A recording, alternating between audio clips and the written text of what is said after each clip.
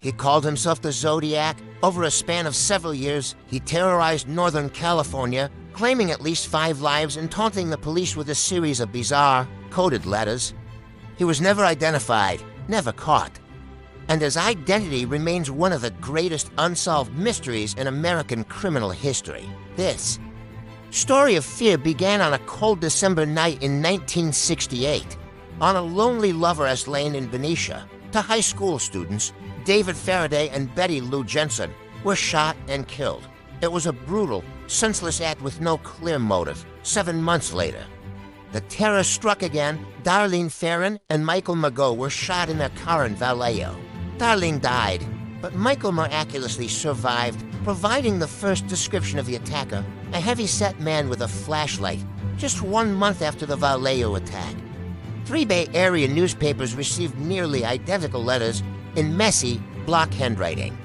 The author took credit for the murders and provided details only the killer could know. But it was the other part of the letter that captured the public's imagination. Each contained 1/3 of a 408-symbol cryptogram. The killer demanded the papers publish his ciphers, threatening more victims if they refused. The message was clear. This was not just about murder. It was a game.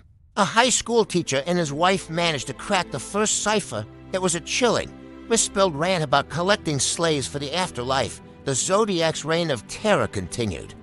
In September 1969, he attacked Brian Hartnell and Cecilia Shepard at Lake Berryessa. This time, he wore a strange, executioner-style hood. He stabbed both of them repeatedly. Cecilia died from her wounds, but Brian survived to tell the horrifying tale. Just 2 weeks later, a San Francisco cab driver named Paul Stein was shot and killed in his taxi. The killer calmly walked away, leaving behind a bloody fingerprint and a piece of Stein's shirt, which he would later mail to the press as proof of his crime. This brazen act in the middle of a busy city sparked a massive manhunt. The police investigation was intense, involving multiple jurisdictions, but it was fraught with challenges.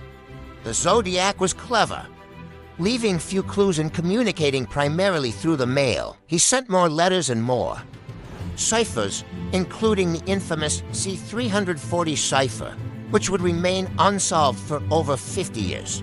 He taunted investigators, threatened to blow up a school bus, and even called into a live television show.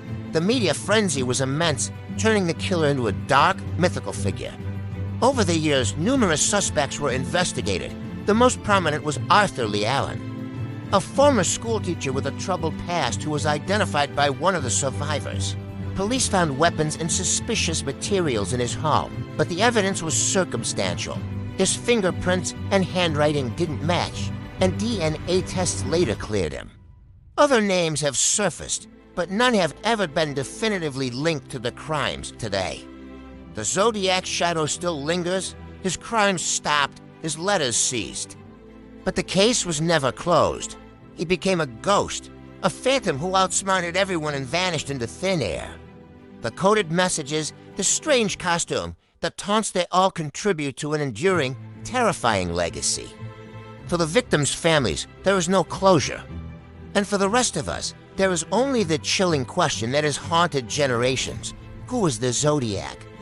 The answer, it seems, may be lost to time forever. Thanks for watching.